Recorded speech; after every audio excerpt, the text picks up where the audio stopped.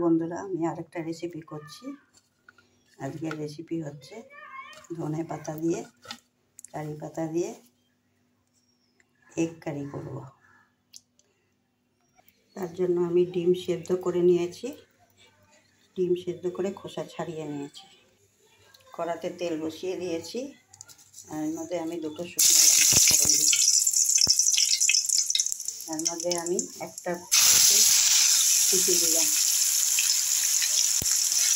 কুচিটা হয়ে ভাজা হয়ে আসলে আমি এর মধ্যে পেঁয়াজ দেবো।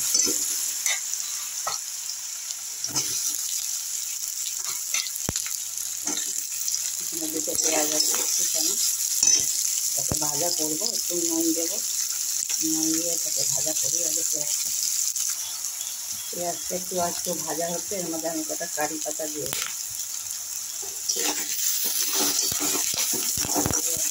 ভাজা হচ্ছে, তারপরে দেখুন পেঁয়াজ রসুন কারি পাতা সব ভাজা হয়ে গেছে। এরপরে আমি এর মধ্যে ধনে পাতা আর কাঁচা লঙ্কা দিয়ে বেটে রেখেছি।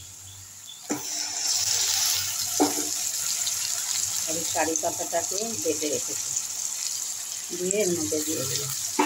কারি পাতাটা খাওয়ার শরীরে পোকা, পেট ভালো থাকে, চুল ভালো থাকে, চুল ভালো থাকে।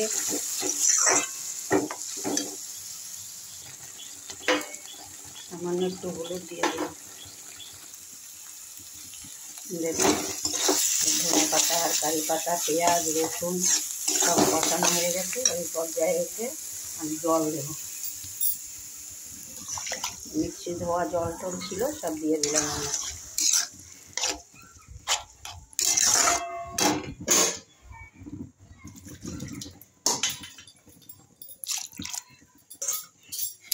এটা ফুটে উঠলে এর মধ্যে ডিমগুলো দেবো। এখানে জলটা দিয়ে দিচ্ছি।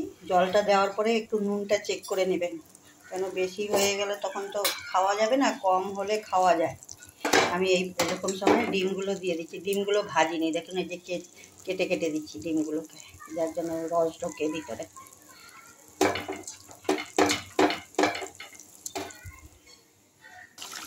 দেখুন আমার ধনে পাতা আর কারি পাতার এই কারি। এখন আমি গ্যাস বন্ধ করে দিচ্ছি। আমার হয়ে গেছে। এই দেখুন আমার ধনে পাতা আর কারি পাতার গ্রিন কারি হয়ে গেছে ডিমের।